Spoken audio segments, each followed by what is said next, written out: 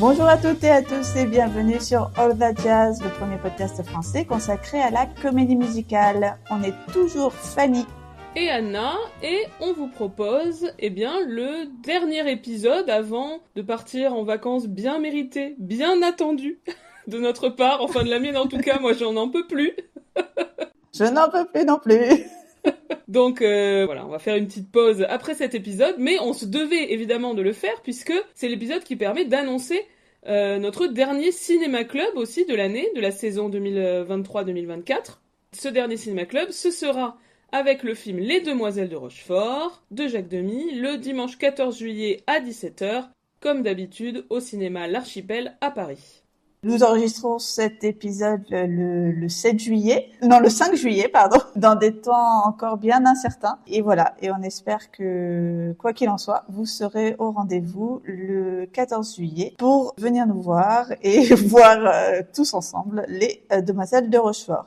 Il s'agit en fait de la 3e fois qu'on parle d'un film de Jacques Demy à l'antenne de All That Jazz et même de la 2e fois qu'on passe un Jacques Demy lors du Cinéma Club.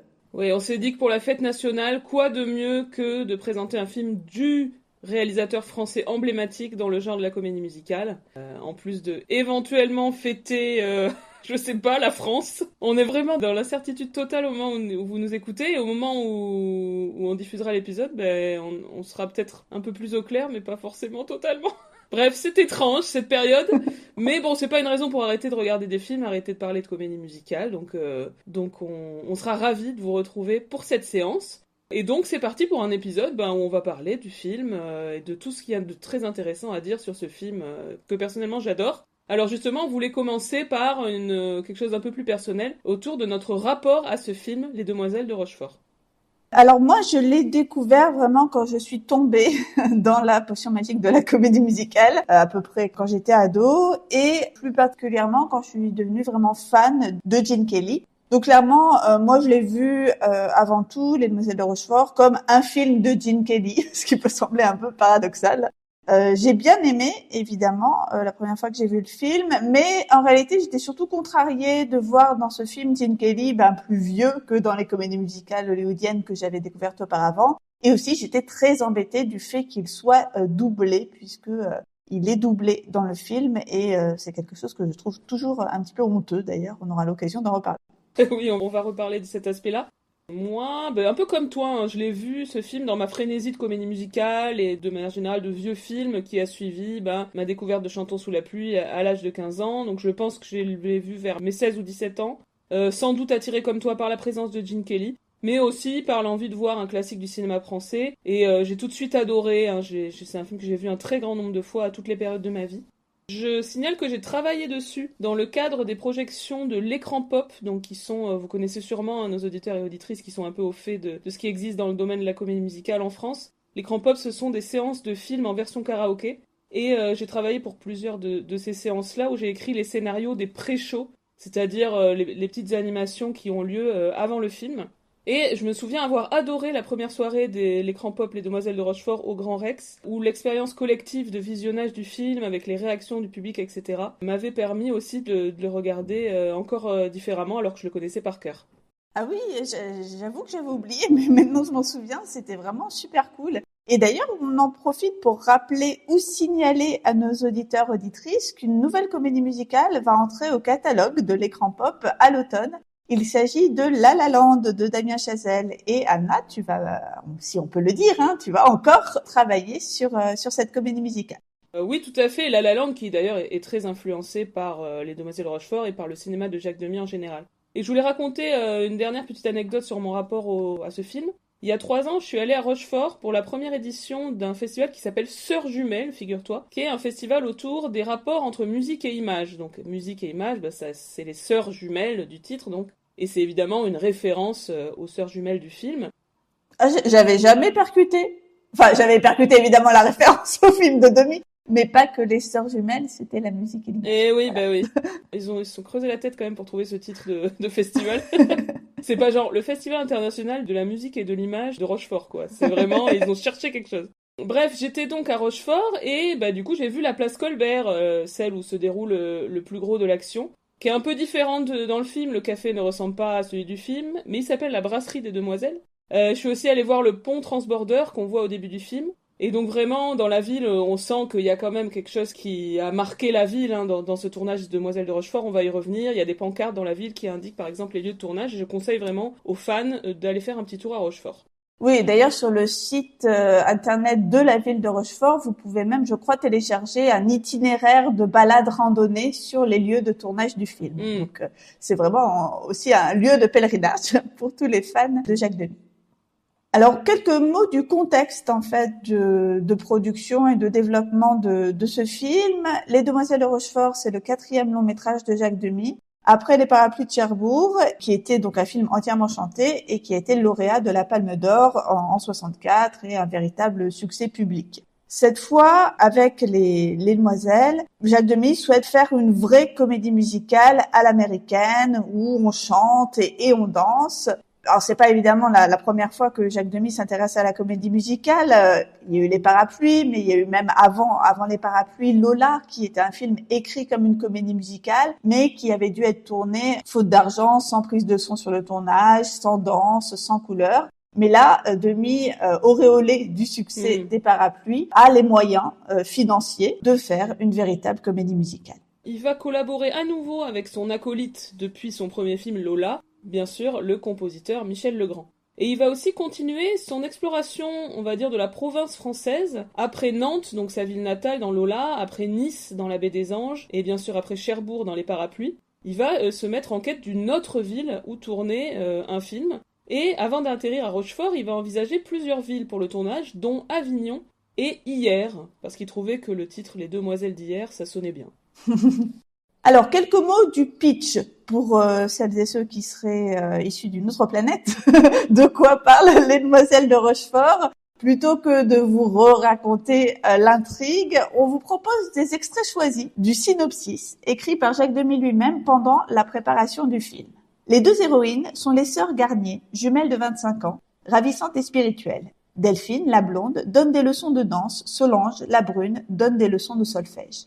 Une fête vient s'installer dans la ville et crée une animation inhabituelle. C'est la kermesse annuelle, sorte de carnaval extraordinaire. Au cours de leur déplacement, soit à l'école, soit au café, soit chez Monsieur Dame, un ami, les sœurs Garnier courent après l'amour. Delphine n'aime que les blonds aux yeux bleus, les autres ne l'intéressent pas. Or, dans la ville, Maxence a les yeux bleus. Peintre de métier et militaire d'occasion, en attendant la quille, Maxence rêve d'une blonde idéale dont il a peint le portrait, qui est trait pour trait celui de Delphine précisément.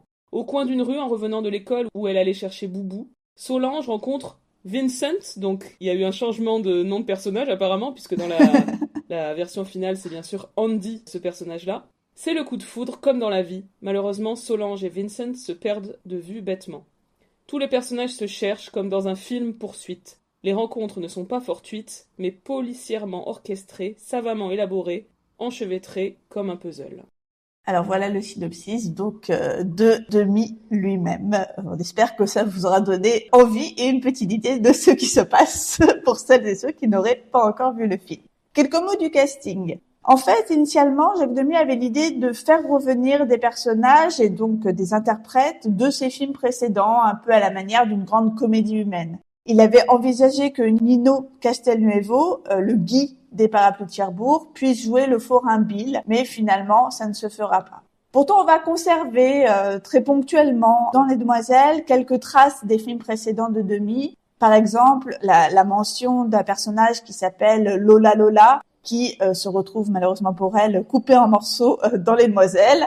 Eh bien, c'est un personnage qui rappelle la Lola du film du même nom, et personnage qui avait d'ailleurs déjà été à nouveau évoqué dans Les Parapluies de Cherbourg. Il y a aussi mention à un moment d'une certaine Madame Desnoyers, qui est pour le coup un des personnages de Lola. Donc il adorait faire ça, Jacques Demy, entremêler ses films. Je crois qu'il aurait même aimé presque le faire plus dans sa carrière. Alors, qui caste-t-il finalement pour Les Demoiselles? Eh bien, pour les fameuses jumelles du film, donc Solange et Delphine Garnier, au début, il songe à associer la blonde Brigitte Bardot, évidemment méga star de l'époque, à une brune Géraldine Chaplin ou encore Audrey Hepburn. Mais il choisit finalement, comme il est noté dans son cahier, les 2 sœurs peuvent être jouées par les petites d'Orléac. Mais qui sont ces petites d'Orléac ? Eh bien, il s'agit de 2 jeunes actrices, l'aînée Françoise, 24 ans, et la cadette Catherine, 22 ans, qui a pris pour nom de scène le nom de jeune fille de sa mère, Deneuve. Et à l'époque, donc c'est initialement plutôt Françoise qui se destine à une carrière d'actrice. Elle a déjà pas mal joué au théâtre. Elle a notamment joué le rôle de Gigi d'après la nouvelle de Colette en 1960. Elle a joué aussi au cinéma chez René Clair dans Tout l'or du monde. Et surtout, elle devient une star quand elle devient la partenaire de Jean-Paul Belmondo dans L'homme de Rio de Philippe de Broca en 64. Elle enchaîne avec La peau douce de Truffaut, Cul-de-sac de Polanski. Et elle décède brutalement en 1967 dans un accident de voiture alors qu'elle se rendait à une projection de la version anglaise des Demoiselles. Oui, hyper triste le destin brisé de Françoise d'Orléac, quand évidemment parallèlement la carrière de Catherine Deneuve, qui avait déjà décollé notamment avec Les Parapluies de Cherbourg, va complètement exploser et qu'elle va devenir l'icône du cinéma français qu'on connaît aujourd'hui. Dans le rôle du marin Maxence, nous avons Jacques Perrin. Il a vu son premier rôle important au cinéma dans La fille à la valise de Valerio Zurlini en 60, puis dans La vérité de Clouzot aussi en 60, dans Compartiment tueur ensuite en 65 de Costa Gavras. Il a tourné dans la 317e section de Pierre Schoendorfer, également en 65. Donc en fait, c'était déjà un acteur assez accompli avant d'être embauché par Jacques Demy dans ce film. On sait qu'il le retrouvera par la suite dans Peau d'âne où il va jouer le prince en compagnie de Catherine Deneuve. Et alors, petite anecdote, ses cheveux blonds dans le film, c'était pas prévu à la base, parce qu'il est brun, Jacques Perrin.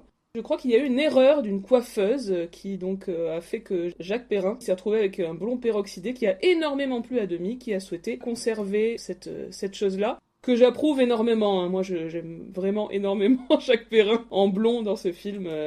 Quand j'étais ado, j'avais un gros crush sur ce personnage. Pour incarner la mère des jumelles, donc Yvonne Garnier, Jacques Demy choisit Danielle Darieux, donc immense actrice du cinéma français, actrice qui a plus de 100 films à son actif sur 8 décennies, du début des années 30 aux années 2010, et qui a notamment joué dans Madame 2 et Le plaisir de Max Ophuls, à qui le film Lola était dédié. Danielle Darieux est la seule interprète qui va chanter elle-même ses chansons dans Les Demoiselles, contrairement aux autres acteurs. Oui, on va revenir sur ce point-là. Dans le rôle de Simon Dame, donc le vendeur de musique, on a Michel Piccoli, qui lui aussi est un très grand acteur du cinéma français. Il avait été révélé notamment dans Le Mépris de Godard avec Brigitte Bardot en 63. Et voilà, je vais pas citer tous les films qu'il a fait, mais voilà, Dillinger est mort, Les choses de la vie, etc. Voilà, c'est un acteur français très très très prolifique et un acteur génial. Comme Danielle Darieux, on va le retrouver en 82 dans Une chambre en ville de Jacques Demy. Voilà, vous pouvez retrouver tout ça dans l'épisode qu'on avait consacré à ce film. Gene Kelly, dont on a déjà signalé la présence dans le film, incarne Andy Miller, donc l'étranger, le célèbre musicien américain qui est venu rendre visite à son ami Simon et qui va tomber amoureux de Solange. Oui, donc Gene Kelly, c'est vraiment une icône de la comédie musicale hollywoodienne classique. Et en fait, l'idée de sa participation au film est venue extrêmement vite à l'esprit de Jacques Demy. Alors, je sais pas si c'est une légende, mais apparemment, quand Jacques Demy aurait confié à Michel Legrand « Je rêve de faire une comédie musicale à l'américaine », Legrand aurait répondu « Pour moi, Jacques, une comédie musicale à l'américaine, c'est une comédie musicale avec Gene Kelly. » On est bien d'accord avec lui. Dans son autobiographie, Michel Legrand explique qu'il connaissait Gene Kelly parce qu'il avait dirigé l'accompagnement musical d'une sorte de série télé, j'ai pas trop compris de quoi il s'agissait exactement, qui s'appelait An American in Paris, que Gene Kelly a réalisé en 64. J'ai pas trop compris parce que je trouve aucune info sur ce truc, mais bon, Michel Legrand a travaillé sur ça, et du coup il connaissait Gene Kelly. Et c'est comme ça qu'ils ont pu le contacter, et Gene Kelly, à la lecture du scénario, est assez enthousiaste, en plus il a plutôt envie de tourner en France, mais il dit je suis assez occupé et il va peut-être falloir attendre 1 ou 2 ans. Donc Jacques Demy et Michel Legrand attendent, ils sont un peu sans nouvelles. Alors selon Michel Legrand, Jacques Demy fait carrément une dépression parce qu'il craint de ne pas pouvoir faire le film, parce que ça apparemment le fait de pouvoir faire le film reposait beaucoup sur la présence de Gene Kelly. Mais finalement, Gene Kelly finit par les rappeler, wouhou, ce qui peut lancer la production du film. Et voilà, qui enthousiasme tout le monde. Les jeunes acteurs français notamment sont très très contents de sa présence. Petit point, quand j'ai lu la biographie de Gene Kelly, voilà, celle que je cite un petit peu régulièrement dans le podcast, A Life of Dance and Dreams, j'ai été très étonnée de voir que le film est vraiment déconsidéré. Il y a 2 paragraphes à son sujet qui sont un peu méprisants, genre c'est un petit film bricolé. Donc on voit que, on va en reparler un petit peu plus tard, que les répercussions de ce film aux États-Unis sont très faibles par rapport au statut qu'il a acquis en France. Oui, c'est fou ça, le côté. Ouais, c'est un obscur film que Gene Kelly a fait avec des Français. Ouais, mais... c'est ça, exactement. Gene Kelly n'est pourtant pas le seul Américain présent à bord, puisque pour les 2 forains, on a Georges Chakiris, donc qui joue le rôle d'Étienne, qui est évidemment l'interprète de Bernardo dans la version cinématographique de West Side Story en 1961. Dans le rôle de son comparse Bill, on trouve Grover Dale, qui avait lui participé à la version scénique originelle de West Side Story, donc à New York en 57, dans le rôle de Snowboy. Alors Fanny m'avait suggéré de couper la suite de la liste des comédiens, ce que je comprends très bien, mais je m'étais dit au contraire que c'était sympa de mentionner les autres personnages, surtout que ça nous permet, pour ceux et celles qui se souviennent pas très bien du film, de se ressouvenir un peu de tous les différents personnages. On ne les mentionne jamais, donc allons-y. Donc Pamela Hart et Leslie North dans le rôle des 2 danseuses qui vont voyager avec les forains. Geneviève Ténier dans le rôle de Josette, la serveuse, qui est un personnage que j'aime beaucoup. On a également Jacques Ribérol dans le rôle de Guillaume l'Ancien, le galériste amoureux de Delphine, qui est un petit peu creepy, là. Patrick Jeantet, donc, qui est un enfant de 10 ans, puisqu'il joue Boubou, le jeune frère de Jumelles. Alors, à chaque fois que je revois le film, j'hallucine à quel point ce personnage de Boubou est complètement maltraité. Il passe toute l'histoire à se faire engueuler par tout le monde, et à aussi être un peu un boulet que tout le monde se refilme. N'importe qui va le chercher à l'école, c'est complètement absurde. Mais oui, c'est trop choquant quand elles disent aux forains vous allez chercher mon petit frère. C'est vraiment complètement un autre monde inimaginable. Et enfin, les 2 vieux, dans le rôle de Pépé, donc qui est le père d'Yvonne, le grand-père des jumelles, même si on le voit jamais interagir quasiment avec ses petites filles, si je me souviens bien. On a René Pascal, qui est un acteur vu dans de nombreux petits rôles du cinéma français, chez Ophuls, chez André Cayatte, chez Jacques Becker. Et on a aussi Henri Crémieux dans le rôle de... Alors attention, spoiler alert, si vraiment vous voulez rien savoir, n'écoutez pas passer les 20 secondes suivantes. Mais donc, l'horrible Subtil Dutroux, dont on va découvrir que c'est lui qui a tué la dame découpée en morceaux, voilà. Donc Henri Crémieux, lui aussi, c'est un acteur très prolifique du cinéma classique français, on va dire. Et fun fact, il joue le chef des médecins dans Peau d'âne, 3 ans plus tard. Pour les danseurs, pour les grands ensembles de danseurs, Jacques Demy va auditionner des danseurs et danseuses à Londres parce que, bon, évidemment, il cherchait des interprètes capables de danser dans la tradition de Broadway, ce qui n'était pas encore, on va dire, la norme, en tout cas, pas encore très courant en France. Donc, il a traversé la Manche pour trouver ces danseurs et danseuses qui emplissent les rues de Rochefort. C'est aussi, j'imagine, pour la même raison qu'il va chercher un chorégraphe britannique pour faire les chorégraphies du film, chorégraphe qui s'appelle Norman Mann. Petit mot sur le tournage du film. Alors, le film est produit comme les parapluies par Mag Baudard, grande productrice française, en collaboration avec Warner Bros. C'est un film qui coûte 6 millions de nouveaux francs, un budget considérable, quoique bien évidemment bien moindre qu'à Hollywood, 5 fois moindre que les budgets moyens de l'époque, et c'est donc un cofinancement franco-américain.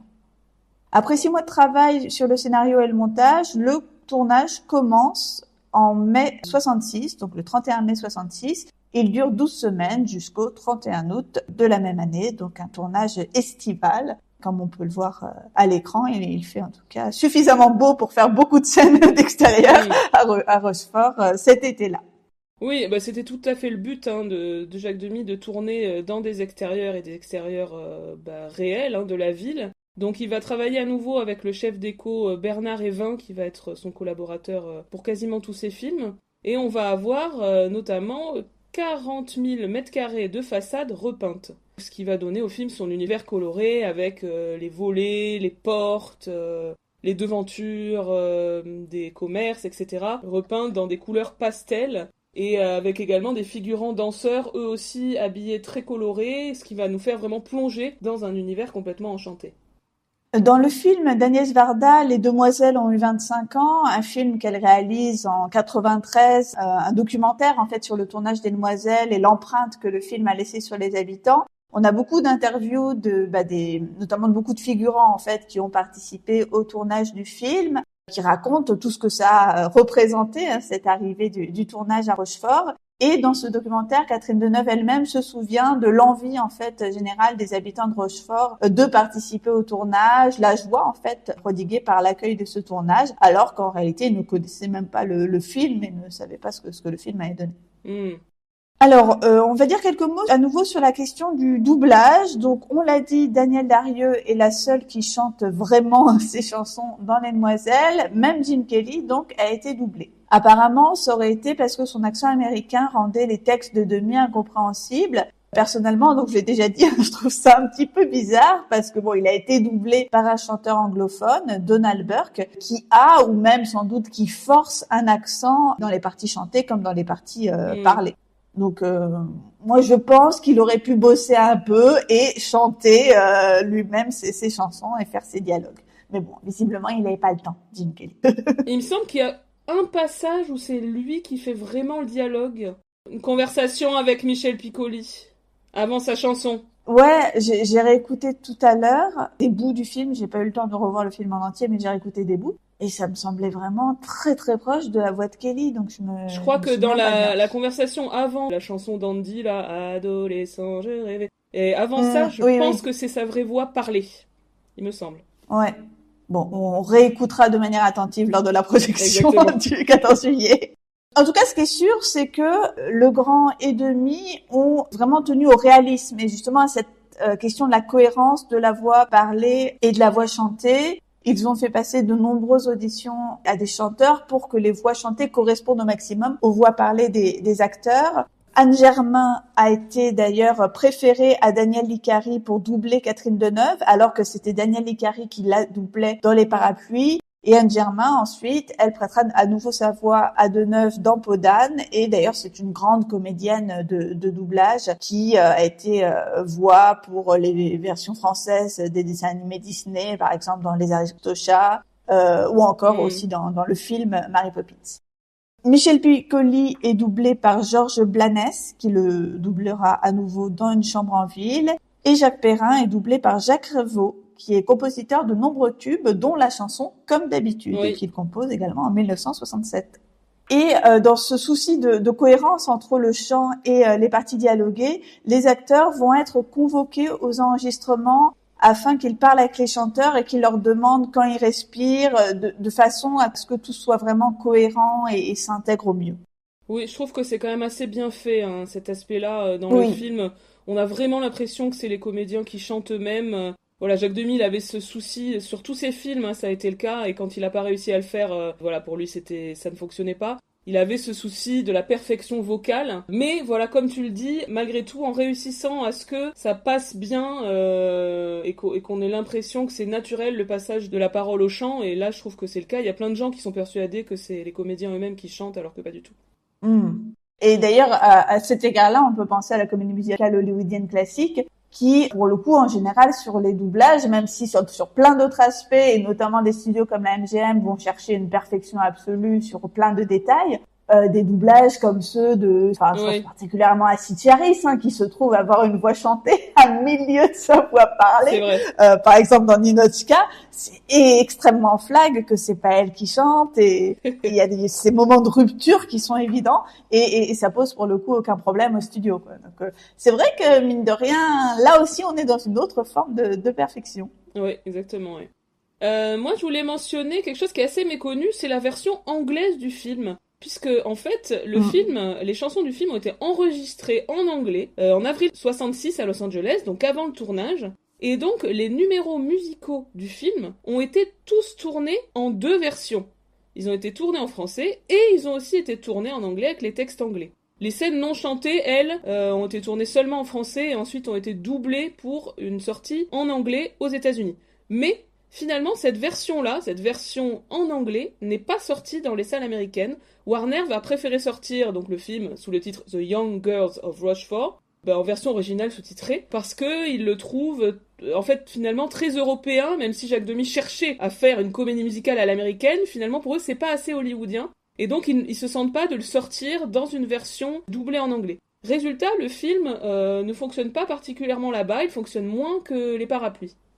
Et cette version anglaise, est-ce qu'elle existe quelque part? Parce que j'avoue, ça me dit lointainement quelque chose, mais Je l'ai jamais entendue et vraiment ça m'intrigue. Eh ben, elle est perdue, hein, je crois. J'imagine qu'elle est quelque part dans des archives, mais elle n'a pas été ressortie. Elle a pas été exhumée au moment où il y a eu le coffret, le magnifique coffret intégral de Jacques Demy, etc.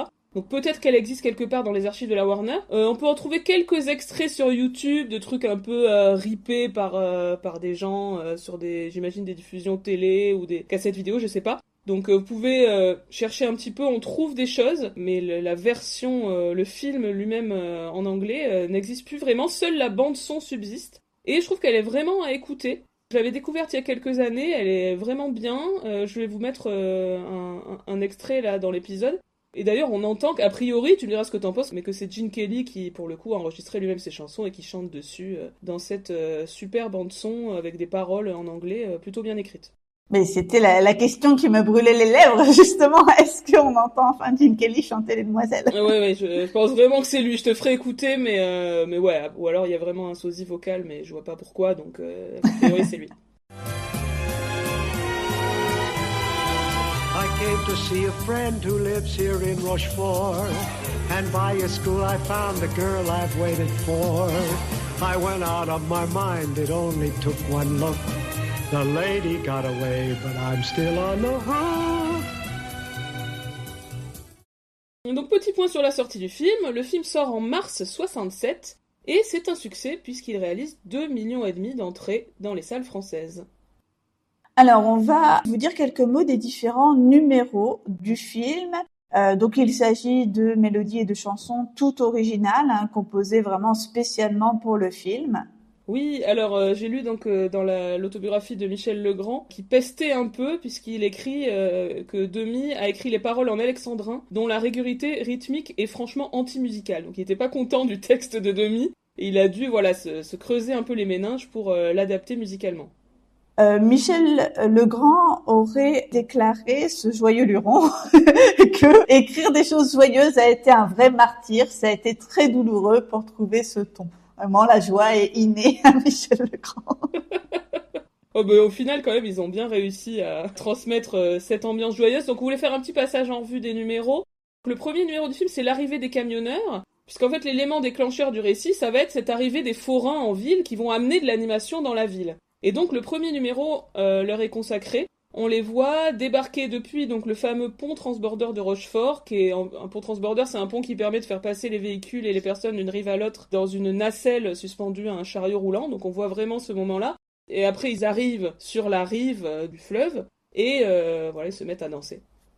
Il me semble que dans ce numéro, on a aussi une succession de plans aériens qui peuvent faire penser au début de West Side Story, la version cinématographique de 61, puis d'ailleurs aussi la version de Spielberg plus récente qui rend hommage à celle de 61. Donc on est vraiment sur un numéro d'ouverture typique de comédie musicale cinématographique parce qu'on a aussi ce côté numéro classique d'arrivée en ville où on a une joie de vivre qui va s'emparer instantanément d'un lieu avec ce truc hyper dynamique, des forains qui sortent du camion, qui débarquent, qui commencent à installer leurs affaires. Donc on est dans un numéro classique d'arrivée enchantée dans un lieu et dans un lieu d'où va se dérouler toute l'action. On avait dit ça à propos du début de My Sister Eileen ou encore du début d'Un jour à New York.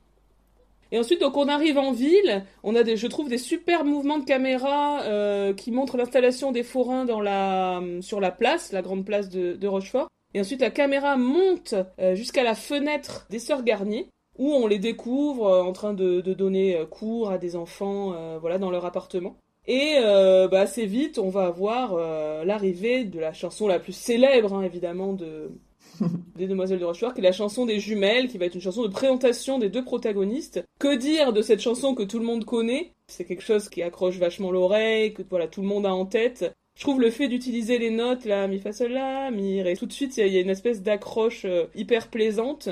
Et quand on écoute les paroles de la chanson, je trouve que c'est une bonne introduction des personnages. Elles montrent d'emblée qu'elles ont de l'esprit, qu'elles sont facétieuses, qu'elles sont romantiques aussi, quand elles racontent qu'elles ont envie de rencontrer un homme idéal avec ou sans défaut. J'ai toujours bien aimé cette réplique. Aussi leur ambition, puisqu'elles racontent qu'elles veulent monter à Paris pour faire carrière dans la musique et la danse. Donc elles ont déjà un désir en elles de vie, etc., qui est super bien montré dans ce premier numéro.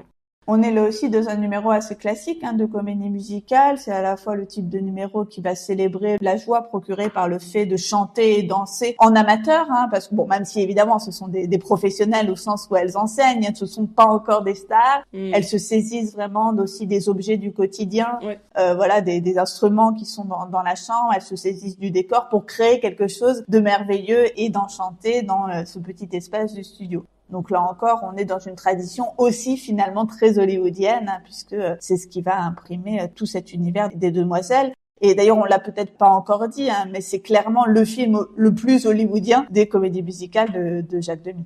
Et pas simplement pour la présence de Jim Kelly. Oui, complètement. C'est celui qui est le plus vraiment dans les codes des standards de la comédie musicale hollywoodienne classique. Il a fait plusieurs autres comédies musicales qui vont s'en éloigner à plus d'un titre, comme on a pu en parler par exemple pour Peau d'âne ou pour Une chambre en ville. Autre chanson assez célèbre des Demoiselles de Rochefort, c'est la chanson de Maxence, donc la chanson mélancolique d'un idéal amoureux, où donc le jeune marin Maxence raconte qu'il a imaginé son amoureuse, sans la connaître, il l'a peinte sur un tableau, et qu'il attend de la rencontrer. Cette chanson est reprise un peu plus tard en miroir par Delphine, avec des paroles très proches, puisque c'est toujours « Je ne sais rien de lui, je ne connais rien d'elle, et pourtant je le vois, et pourtant je la vois, etc. » Donc évidemment pour annoncer à l'avance la parfaite unicité de ce couple qui va se retrouver à la fin, spoiler alerte. Voilà donc une très belle mélodie. Jacques Demy adorait ce thème musical, Michel Legrand était moins convaincu, mais bon, il reconnaît qu'en fait il avait tort puisque c'est resté comme un des airs les plus célèbres du film. C'est une chanson qui est un peu connue dans le monde anglo-saxon, notamment car elle a été reprise par Bill Evans en 1977, puis aussi par d'autres interprètes, sous le titre You Must Believe in Spring, avec des paroles adaptées par les célèbres paroliers Marilyn et Alan Bergman, qui ont été plusieurs fois des collaborateurs de Michel Legrand. Autre chanson du film, celle que Delphine chante à Guillaume l'Ancien, donc son amant actuel, dans la galerie de peinture, au moment où en fait elle rompt avec lui. Oui, alors c'est vraiment, je trouve, un des morceaux de bravoure du film, une chanson ultra rapide, où Delphine, jouée par Catherine Deneuve, va rabrouer son amant en lui faisant comprendre qu'elle ne veut plus de lui, qu'elle sait qu'il ne l'aime pas vraiment et que ça sert à rien de continuer leur histoire. Elle est vraiment chouette, une chanson d'affirmation féminine, une femme qui s'émancipe de son amant toxique. Ce débit ultra rapide où elle lui envoie plein de trucs à la tête, c'est jouissif quoi. Alors petite mention pour une chanson assez connue également qui s'appelle Nous voyageons de ville en ville, donc c'est le duo des deux forains, donc George Chakiris et Grover Dale, qui vont exalter leur mode de vie, le fait d'aller de ville en ville et aussi de fille en fille et de jamais s'arrêter en fait. Et le numéro est très plaisant, je trouve, ils dansent tous les deux dans l'espace du café, il y a quelque chose de la camaraderie entre eux aussi, on sent bien l'amitié en fait de ces deux mecs qui voyagent ensemble depuis, on sait pas depuis quand, mais en tout cas ils ont baroudé ensemble. Et je trouve que la chorégraphie et l'ambiance du numéro retranscrit bien cette camaraderie très agréable à regarder. Là aussi, on peut dire que ça rejoint une sous-tendance de la comédie musicale, celle du buddy musical, où on a des hommes qui tissent des liens ensemble, aussi en parlant des femmes. Oui. On pense aux chansons de camaraderie de Sinatra et Kelly, dans les nombreux films qu'ils font ensemble. Oui, complètement. Alors, chanson suivante aussi assez marquante, c'est la chanson de Simon. Donc Simon Dame, c'est le fameux vendeur de musique. Donc c'est une chanson qui est chantée, adressée à Solange, dans lequel il va raconter un grand malheur amoureux qu'il a vécu. On n'en a pas encore parlé de cette histoire, mais Simon Dame, il s'est quand même fait plaquer parce que sa fiancée trouvait son nom ridicule. Ça, c'est quand même un des aspects... Chaud. À la fois ridicule, à la fois très marrant du film, quoi, qu'il y a des choses complètement improbables comme ça. Donc elle voulait pas l'épouser parce qu'elle voulait pas s'appeler Madame Dame. Voilà. Mais ce qui est drôle aussi, c'est personne n'a l'air de dire l'évidence, genre, mais c'est complètement débile. Ils sont tous en mode ah ouais, c'est vrai. oui, il y a personne qui lui dit à Yvonne, mais qu'est-ce que c'est complètement absurde. Alors, à nouveau dans son livre, Michel Legrand il raconte qu'il avait écrit au départ pour cette chanson une mélodie très ample, je cite, d'une insondable tristesse. Donc on en revient au fait que c'est pas un joyeux Michel Legrand apparemment. Mais que Jacques Demy lui a dit que ça convenait pas au personnage parce que Simon Dame c'est un personnage qui est pudique, qui est verrouillé de l'intérieur, je cite Michel Legrand citant Jacques Demy, et qu'il fallait donc enlever du lyrisme à la chanson, et c'est vrai que je pense que c'était une bonne idée parce que la simplicité de la chanson fait son charme aussi. Et pour le coup, comme pour la chanson de Maxence, on va avoir un peu plus tard le pendant féminin où Yvonne, sur la même mélodie donc, dans le café, va raconter son point de vue sur leur histoire et leur rupture. Vient ensuite la chanson de Andy Amoureux, qui est donc la chanson de Gene Kelly, doublée par Donald Burke, et dansée ensuite par Kelly dans les cours de Rochefort. On a des passants, des danseurs qui vont le rejoindre ponctuellement, pour faire un bout de chorégraphie avec lui.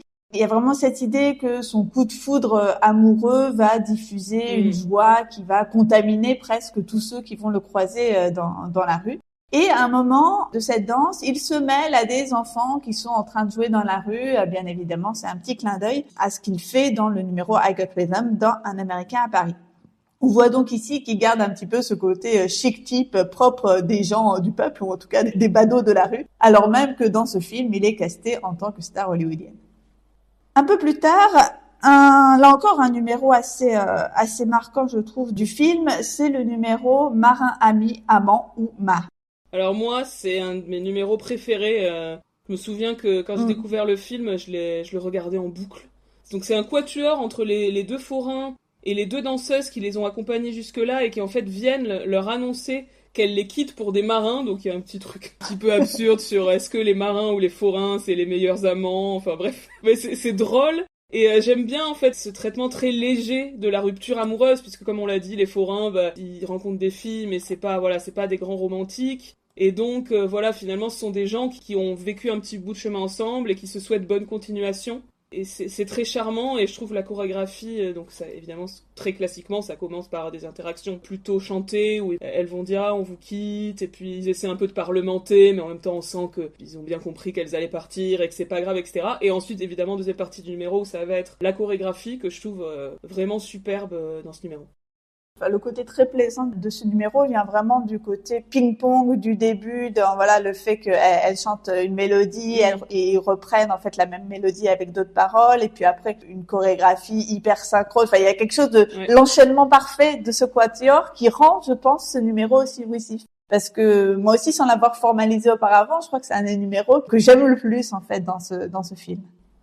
Ouais, on est d'accord. Oui, je sais pas, il est parfaitement exécuté, quoi. Il y a un truc d'harmonie parfaite des interprètes, des corps, de la chorégraphie, de là où ils sont aussi sur cette place, avec les forains qui se déplacent derrière, qui continuent de travailler, tandis qu'entre eux se joue cette séparation.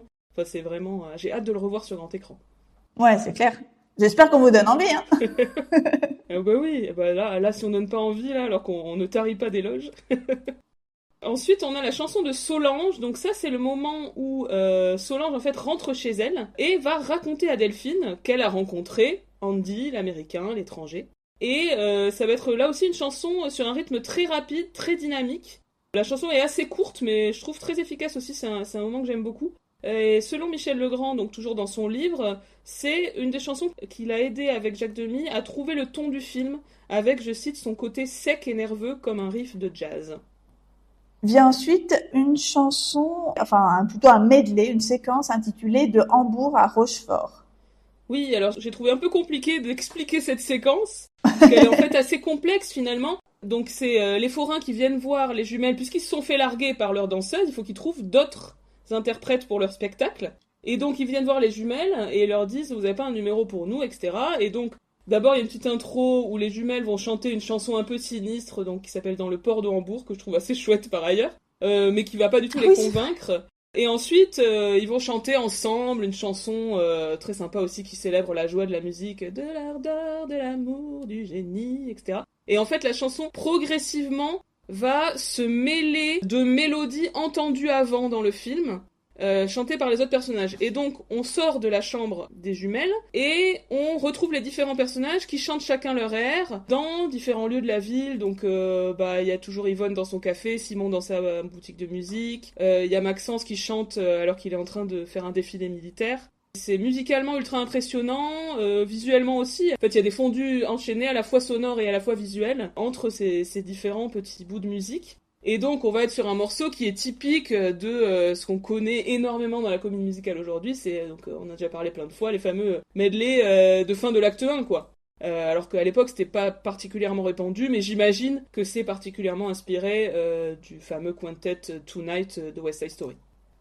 Après le morceau La femme coupée en morceaux, dans laquelle Yvonne lit un article sur une femme qui a été retrouvée morte en ville, la fameuse Lola Lola, on passe à un grand numéro de chassé-croisé intitulé Les rencontres.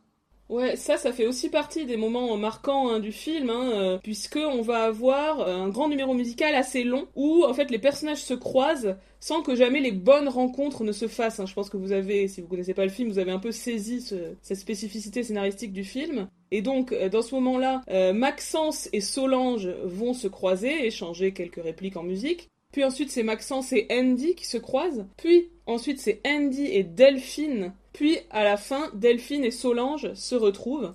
C'est un numéro qui, je trouve, visuellement est vraiment virtuose, avec de longs plans qui vont accompagner les personnages dans les rues de Rochefort. On peut mentionner aussi la chanson d'Andy, qui est donc la fameuse chanson où on aurait bien aimé quand même que ce soit Gene Kelly qui chante lui-même sa partition. Puisque c'est le solo donc chanté par le personnage où il raconte à son ami sa vie de musicien célèbre, mais tout de même mélancolique, une vie qui n'est pas comblée par l'art et les honneurs. Il lui manque le bonheur, l'amour, etc. Et c'est ce qui va être comblé, bien sûr, dans la suite de l'histoire. Dans un tout autre registre, la chanson d'un jour d'été, qui est donc la chanson pétillante que les jumelles chantent on stage, donc c'est un spectacle dans le spectacle à l'occasion de la grande fête donc qui a lieu sur la place centrale de Rochefort. On va dire que visuellement, ce numéro est une allusion, notamment par les robes que portent les deux jeunes femmes, une allusion au duo Marilyn Monroe et Jane Russell dans Les hommes préfèrent les blondes, parce qu'on voit en fait des grandes robes lamées rouges, comme le portaient Monroe et Russell dans Two Little Girls from Little Rock, le numéro d'ouverture du film. Donc on a vraiment une inscription dans la tradition hollywoodienne classique ici. Et c'est un numéro qui montre leur fascination, on va dire, personnelle pour cet univers du grand spectacle, mais aussi celle de Demi, bien évidemment. Ouais, c'est un hommage évident, ouais.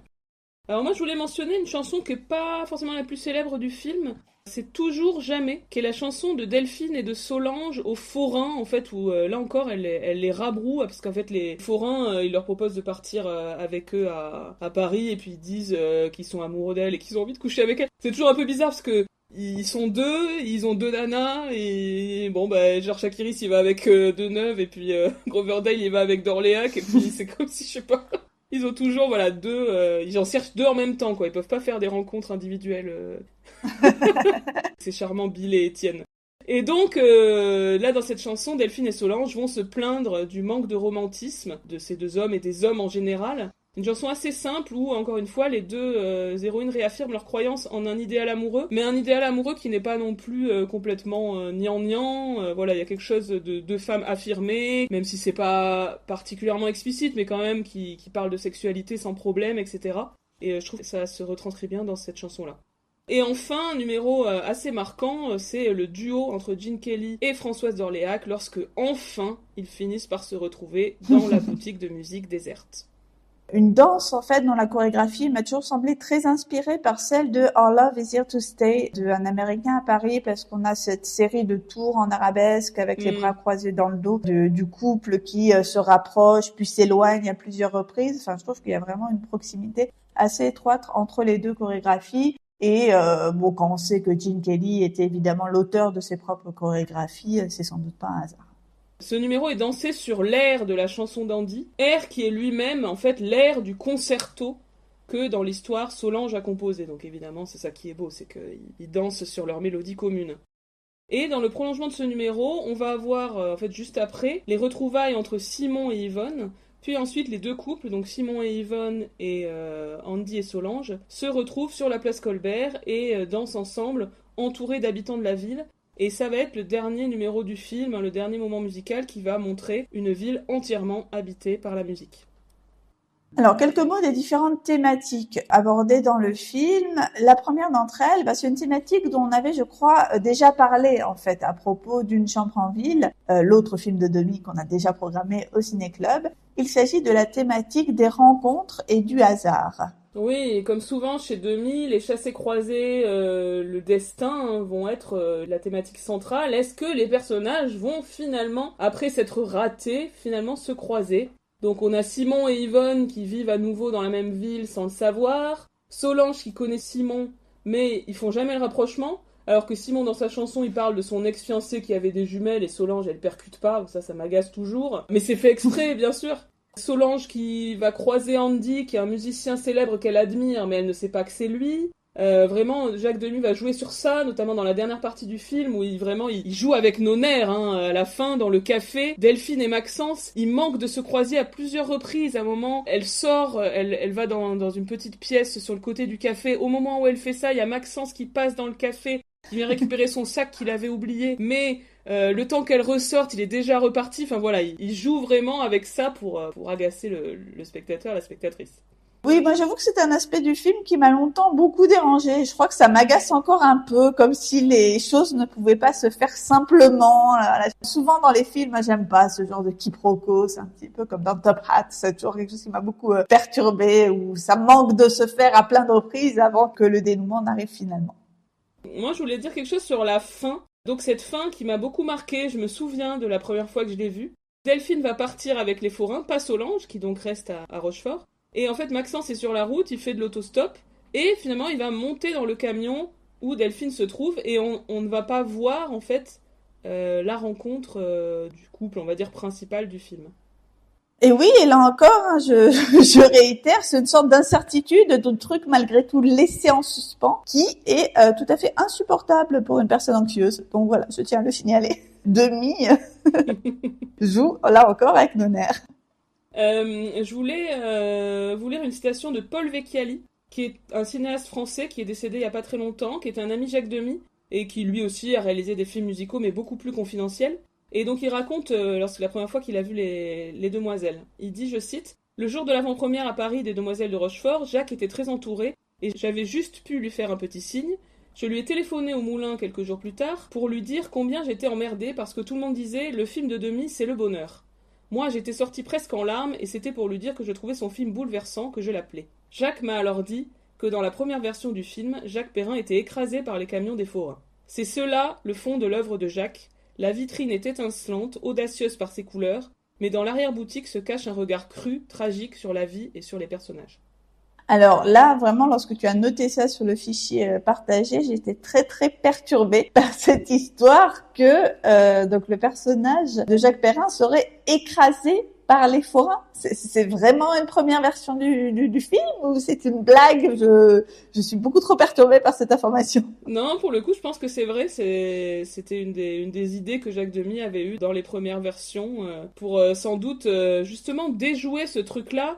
Il y a toujours, parfois on parle de quiproquo sur le cinéma Jacques Demy, on imagine que c'est un cinéma de la joie, de l'enchantement, des couleurs, etc. Et en fait, même si Les Demoiselles de Rochefort, c'est sans doute son film le plus joyeux, il y a toujours un fond comme ça de dureté. Et même si je pense que Demy a peut-être bien fait de renoncer à cette idée qui était un petit peu trop gadget à mon avis, un petit peu trop twist de fin, voilà. Ça témoigne bien de cette volonté-là de ne pas faire que un truc hyper bonbon, quoi.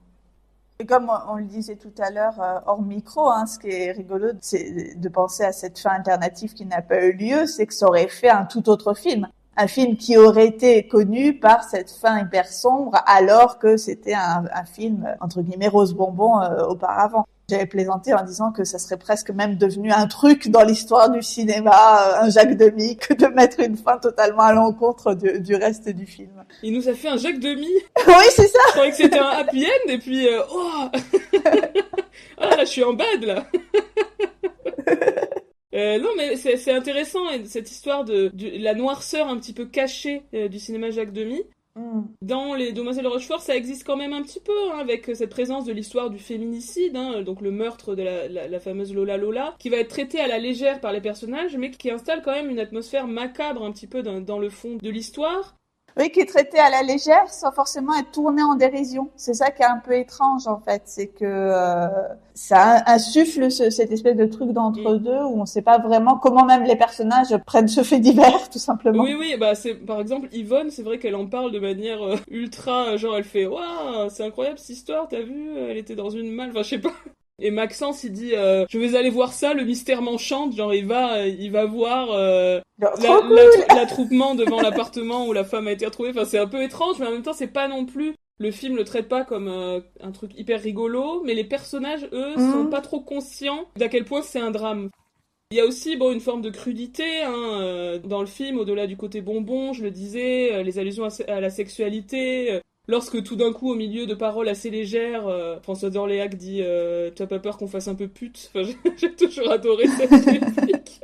Et puis aussi, l'ambiguïté un peu étrange, lorsque, on comprend que Simon, en fait, est plus ou moins tombé amoureux de Solange, mais en fait, Solange, c'est son ex-belle-fille, donc c'est la fille de la femme qu'il aimait. Donc ce thème presque incestueux, le thème de l'inceste qui revient dans plusieurs films de Demy, de manière bien sûr beaucoup plus explicite, par exemple dans Peau d'âne ou encore dans 3 places pour le 26.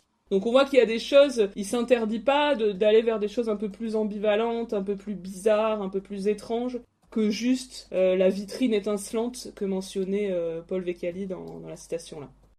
Pour prolonger un petit peu le film, on peut citer à nouveau le documentaire dont j'ai parlé tout à l'heure, donc le documentaire d'Agnès Varda, sorti en 93 et donc intitulé Les Demoiselles ont eu 25 ans, qui documente donc le tournage des Demoiselles de Rochefort avec de nombreuses interviews des participants de l'époque 25 ans plus tard. Donc c'est quelque chose qui est facilement trouvable sur Internet. C'est très intéressant, donc je vous conseille vraiment de le regarder.